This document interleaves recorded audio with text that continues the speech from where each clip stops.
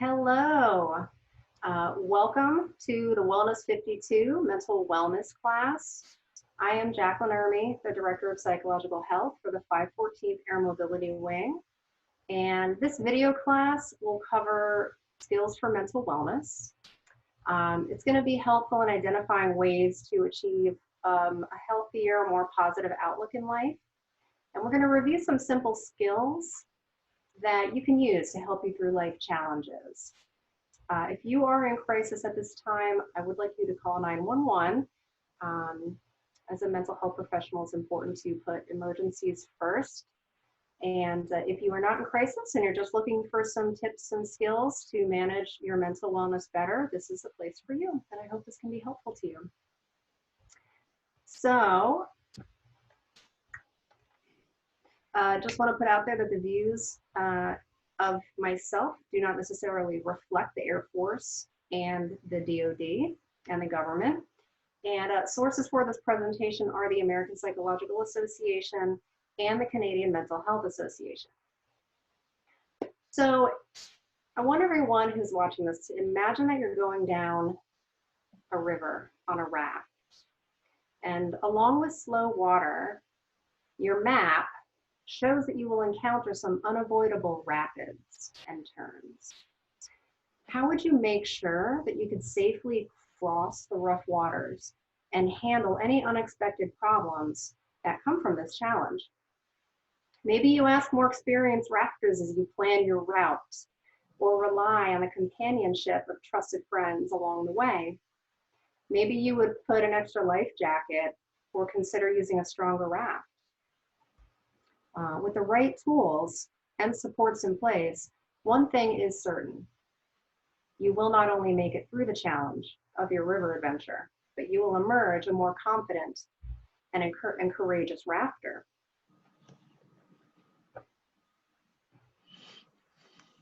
So let's look at some things that can help you become more courageous, to take steps in life that maybe you feel are something brave people do, and you would like to have more confidence to be able to do those things.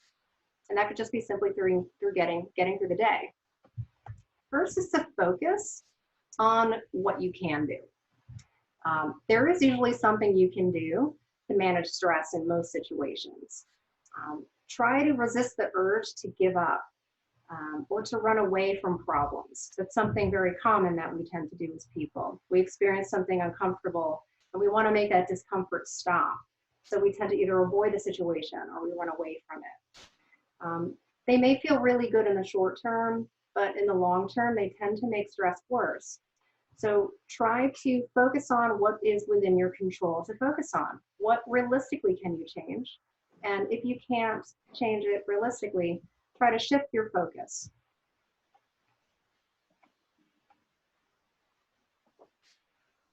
Next, this is the ideal for human beings anywhere, is to manage your emotions. Easier said than done, right? Feelings of sadness, anger, or fear are common when we're coping with stress. Sometimes it's nice to hear what's normal when it comes to stress, because especially right now with a lot of uncertainty, we tend to not always know what's a normal way for us to feel because we're not feeling normally ourselves. I tend to call this being an ordinary person in extraordinary circumstances. If that helps you be able to kind of put your emotions in context with the situation you're experiencing, that might help you feel more confident, more brave, and more validated that what you're feeling is very normal. So try to express your feelings. So you can do that by writing them down, getting them out somehow, because bottling up our emotions also makes it harder to cope with stress. We get used to kind of pushing it down and suppressing our emotions. Some of us are really good at that. Try not to lash out at other people. Yelling or swearing usually pushes people away when you need them the most. So we kind of have that push-pull, like, I love you, but I'm going to get mad at you, and then you're not going to have that support. I think we kind of treat the folks that we love the most sometimes the worst, because we take for granted that person's going to stick around and going to be there. They might not, and we might be having a really bad day, And instead of showing them we love them and we're frustrated and we want their support, we get angry at them. So many of the strategies that we're going to continue to talk about are also useful ways of managing your emotions too.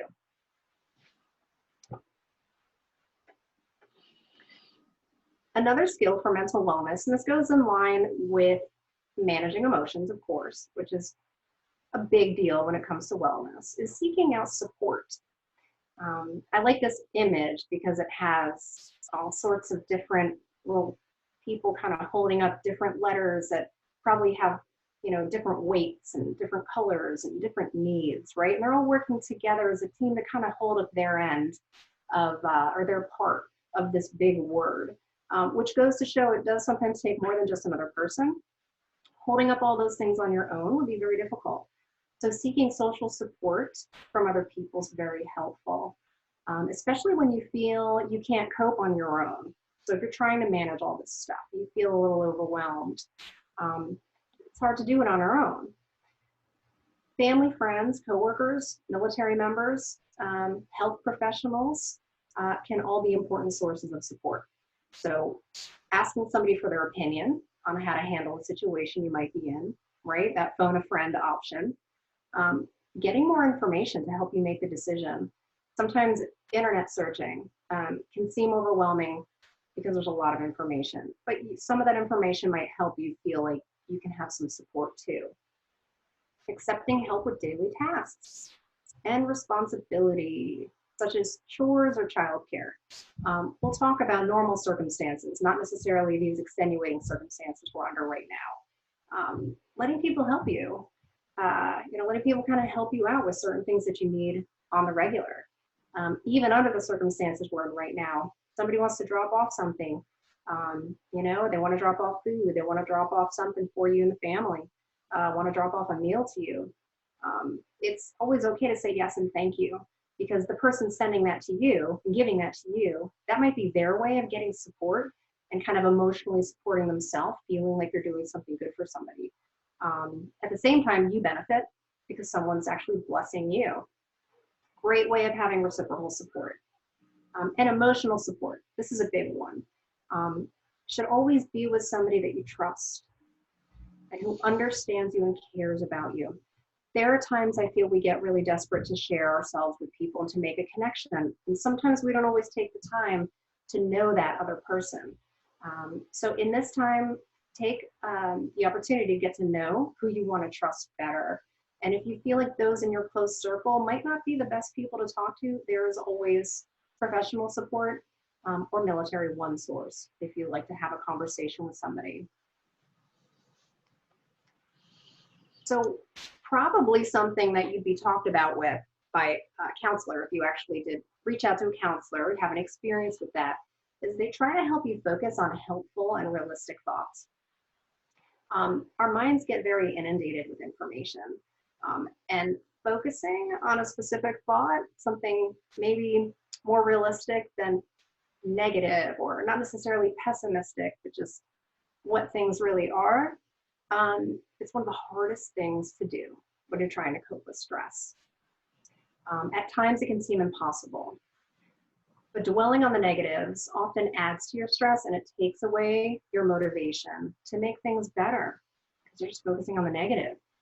Some folks feel like getting it out in a negative way in the short term is helpful, but again, think of the long-term ramifications. If you focus on the negative to your significant other and it comes out really ugly, probably going to have some apologizing to do. So in the long run, it might not be the best option. So focus on strengths rather than weaknesses. We've all got them, strengths, that is. Remind yourself that no one is perfect. Think of the times when you've been able to overcome challenges in the past. This is probably the biggest place people get stuck that I've worked with as a social worker. When I ask folks about, tell me an accomplishment you've had in your life, something you're really proud of. And keep in mind, I work with a lot of military members and family members. And I'll have these young airmen saying, I can't think of anything that I did that I'm proud of. And I'm like, did you graduate BMT? They're like, yeah. I'm like, was that easy? No. I'm like, are you proud of yourself? Yes. I'm like, did everybody graduate? No. I'm like, that's a huge accomplishment. We water down our strengths so much. We invalidate them and we discredit them. So don't do that anymore. If you notice you do something and you do it well, give yourself a pat on the back for it. You deserve it. You should acknowledge what your strengths are. You should be grateful for what those strengths are. Because I'm sure a lot of people are very grateful for you. Look at challenges in a situation, right? And think of what can I learn from this and how can I grow as a person? Growth right now is a very big thing. Everyone's focusing on who do I want to be during this COVID-19? How do I want to grow as a person? Am I in the growth zone, right? We've got the fear zone, which is the stocking up on toilet paper and the, panicking. Got the learning zone, which is where you're kind of learning how to get comfortable with what your supports are. And then the next phase is that growth zone. How are you growing and developing and progressing as a person at this time? This skill for mental wellness, helpful and realistic thought focusing, can help you with that growth zone. Keeping things in perspective. Is it a hassle or is this a real nightmare? Sometimes those minor things might really just be annoyances, but sometimes they could be a big deal. So just try to take a step back and be like, is this a really big deal? Should I get really upset about this? Or is this something I can kind of just let go? Have a sense of humor. Biggest thing. Not everything in life is negative and a downer. There are some things you just have to stop and laugh at. Some of us realize we hit a certain time frame where that kind of high of maybe the change of routine wore off and reality set in and we got into a routine. And now we're like, and we have to do this for how much longer? Sometimes you just have to take a step back and laugh, and that's okay. Remind yourself that you're doing the best you can, given the circumstances. Always think of context. That's going to help you keep your brain happy, and it's going to help you keep your heart happy too. Make a plan of action, right? So here's another fantastic skill for mental wellness. Problem solving. It can help you feel like you have more control over your circumstances. It can lower your stress. Try breaking a stressful problem into manageable chunks. We call that kind of coming up with a big treatment plan. If you're a clinical mental health, medical-minded person, you've got a treatment plan with your ultimate goals. You've got maybe a couple goals you want to work on with your patients. And you break it up into what we call objectives, which are those, the SMART, measurable, achievable, time-sensitive goals. Do that for things in your life if you need to. Think about the best way to approach problems. Just taking, again, another step back and being like, what's the best solution for this? How could I approach this? You may decide to put other tasks on hold to concentrate more on the main problem. Or you may decide to wait for the right time and place to act. I think it's important to know what you want to focus on now, what you want to focus on later. So you identify and define the problem, then you determine your goal, and then you brainstorm those possible solutions. Consider the pros and cons of each solution. I like encouraging people to do a pros and cons list about decisions. If I choose decision A, what are the pros about it? What are the cons about it? If I choose decision B, what good comes from it and what bad might come from it? And then you got to weigh out, well, which one has the most pros? Which one has the fewest cons? And then you choose the best solution for you. But the perfect solution rarely exists. So you have to keep in mind there's a little flexibility in there. We always come up with a great plan, but flexibility is the key to air power, and flexibility is the key to finding a way to be mentally fit and mentally healthy, is to understand that there's a lot of things that come in that kind of shift the way we get to our end goal. The important thing is to focus on your efforts. And if you need to choose another strategy because life throws a detour, COVID-19, pretty big detour, then you kind of work your way around that detour, but you still got to get to where you're going. Don't lose sight of that. My favorite skill to talk about is this one. self-care. And I actually really love this picture. I love me. And I hope a lot of you out there can say that. Taking good care of yourself can really be difficult during stressful times, but self-care can help you cope with problems really effectively. The trick to self-care is to look for little things that you can do every day to help yourself feel well. So some self-care strategies to try. There are a lot. This is just a list of a couple things taken from a really fantastic resource called the 4 Mind, 4 Body Challenge. If you would like to look that up, it's 4, like the number 4 Mind, 4 Body Challenge. Has 31 days of May, which is Mental Health Month, to focus on mental wellness and physical wellness and spiritual wellness every day. So some self-care tips, some things that you can do that we've kind of been hearing about a lot lately is eating healthy foods to boost your immune system, drinking lots of water, trying to exercise, do something active, try to avoid using alcohol or drugs as a way to cope, because that's a huge avoidance technique, or tactic rather, by pushing away and suppressing what you're wanting to not think about. Basically, drugs and alcohol do that. They, create this barrier and this kind of space and time where there's just no progress because there's just nothing. It's just this numbness. So if you feel you're using drugs and alcohol to cope, reach out for assistance, whether to myself, and my email is on this presentation, or to Military One Source to seek additional resources in your area. There's a lot of ways that we can make sure that we're helping you out with that. Explore relaxation techniques. We're going to get to that in a little bit, talking about ways to kind of manage stress with breathing, meditation, yoga. Family and friends, maybe that's not your best self-care resource, but for some of us it is. And at a time like this when we miss them so much, maybe just doing the video calls and chats can help with self-care. Spend time on things you enjoy, like hobbies. Right now, there's a lot of people who have a very different schedule change. For a lot of people, there's no more commute to work. So folks are doing stuff with that time. They're doing something to help themselves advance in education. They're sleeping in. They're having breakfast every day with their family. That's all self-care. And finally, get a good night's sleep. That's also easier said than done when it comes to mental wellness. Trying to find a nice bedtime routine that your mind and your body can agree upon. All good ways to show yourself that you care and hopefully make some improvement in that area.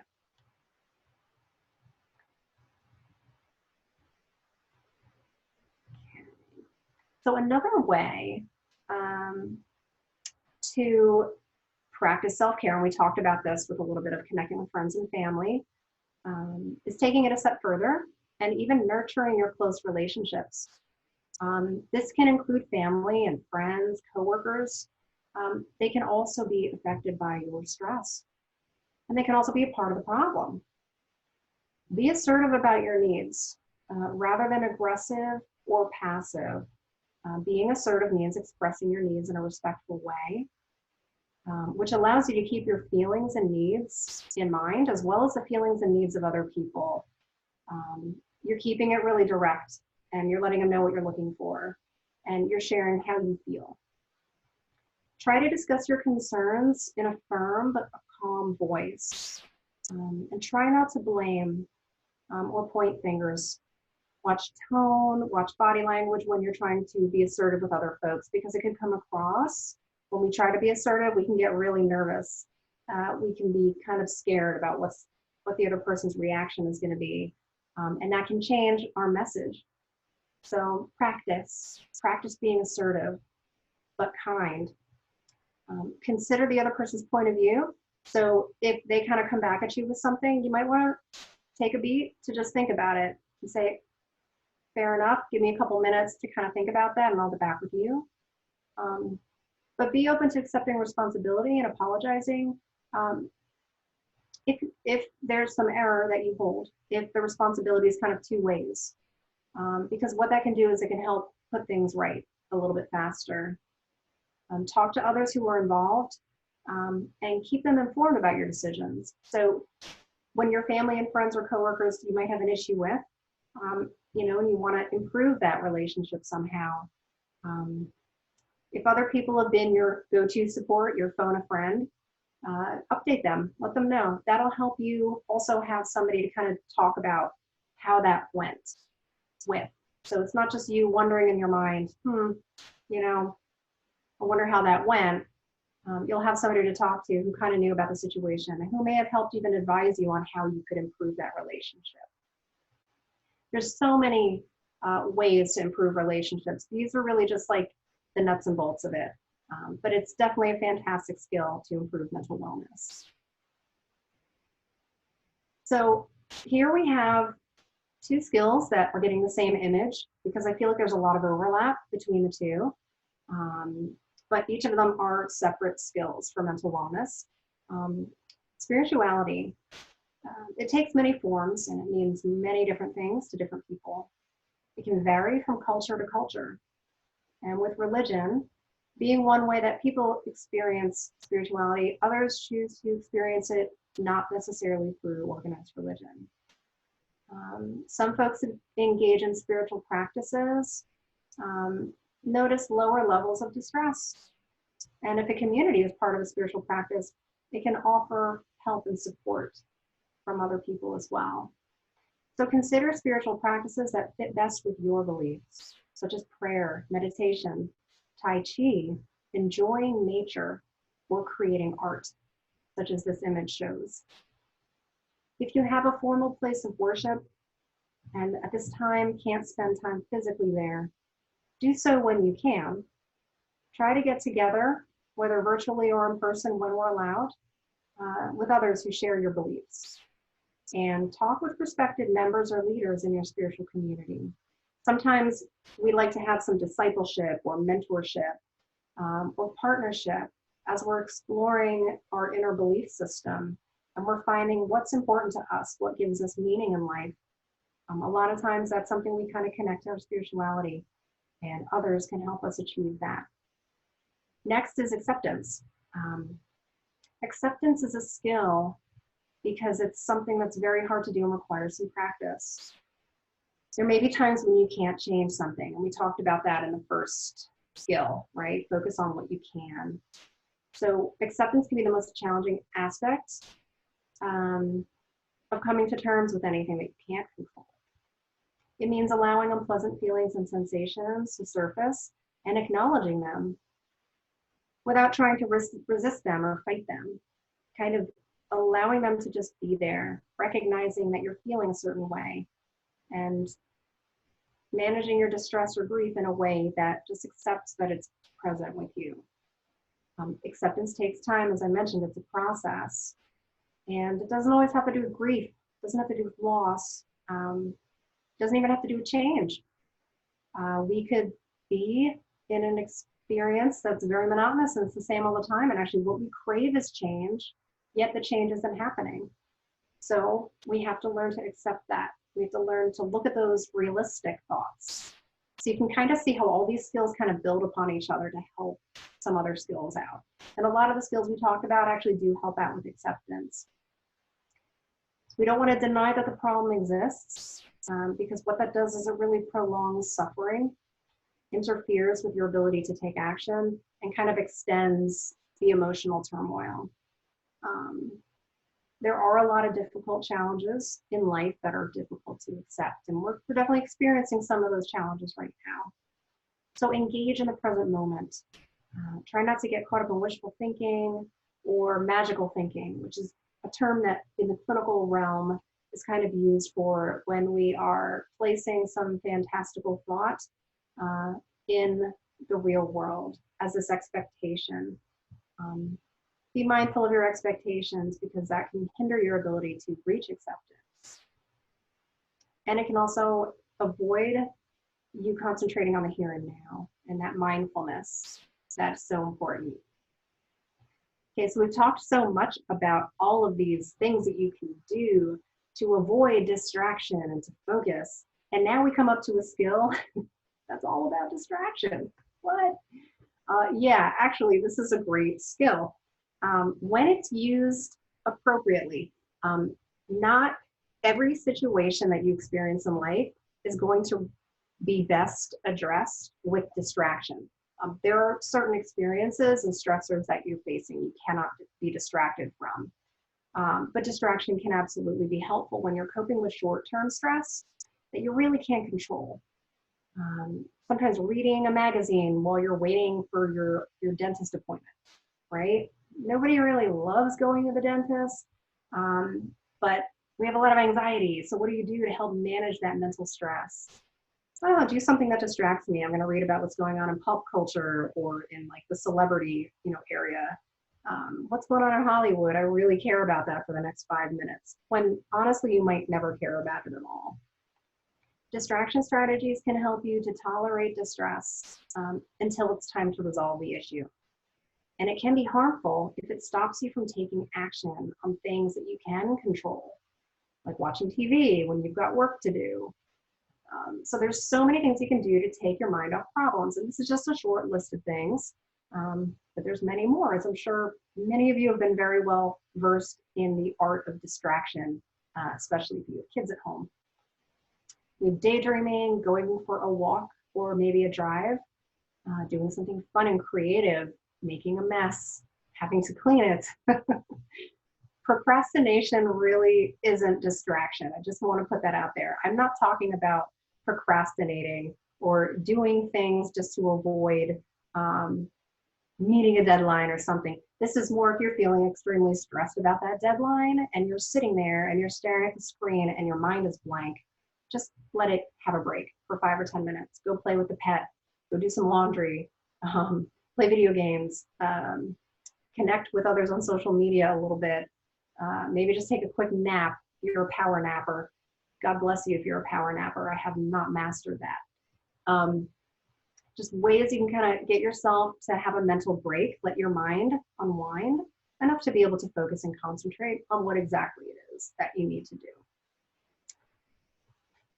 One unhealthy way of distraction, I mentioned it before, which leads to numbness, is alcohol and drug use. Definitely leads to more problems than it solves. And try not to overwork, because overworking can also be a little bit more of an addictive habit, which can also interfere with your relationships. So when used for short periods of time, many of those little distraction forms can create opportunities to take a break and refuel. And that's a very important part of self-care. Seems like we talked about that one twice already. So I'm not going to read this list to you of other skills completely. All of these actually came from that For Mind, For Body, but there's a few I want to highlight. First is that mindfulness, that taking a step back and using your 5 senses to experience a moment. And this can happen any time of the day when you're not driving or using heavy machinery. Take a step back, close your eyes, and just notice your environment. What that does is it creates this opportunity for the thought part of your brain to rest. It's not thinking about the future and it's not worrying about the past. You're basically taking all of this and all of that, and your brain is just focusing on this. It really helps your mind and body relax. Mindfulness helps you also slow your breathing. You can actually do mindful breathing. By breathing in and breathing out slower, your body's able to circulate more oxygen and it gets rid of toxic CO2, which is what kind of causes lethargy and doesn't really improve our performance physically. It can help you think clearer, help you feel more energized when you get more oxygen circulating through your system. So mindful breathing is another fantastic skill. I talked about humor and laughter. I do want to foot stomp that one because we often do forget that there are a lot of things in life that bring us joy and that can lead us to feeling happy. Feeling happy can sometimes lead to feeling guilty at the same time, especially with what's going on in the world. We're like, how can we feel so happy when there's so much sorrow in the world? Well, you do that because without the happiness and without the joy and without the laughter and without the smiles, what's to look forward to? We want to contribute to keeping the optimism and the realism and the forward movement and progression of your life and of your family and of your experiences. Because although things have changed and although we've made serious adjustments to how we live, things like this, maybe not to this extreme, but they will probably happen again to one degree or another in our lives. Maybe not on a global scale, but maybe in our lives, in our personal lives, in our family lives. We're gonna have things that are gonna shift our focus from what's normal to what's our new normal now. And there's a lot of joy we can find in that, with loving other people and sharing moments with other people and being creative and sharing that color with other people. So take time to stop and appreciate that, laugh a little bit, love a little bit, and give yourself a break from worrying so much. It's very easy to do. There's no shortage of warriors in the world. And the last thing I want to leave you with is when you look at yourself in the mirror, what do you say to yourself?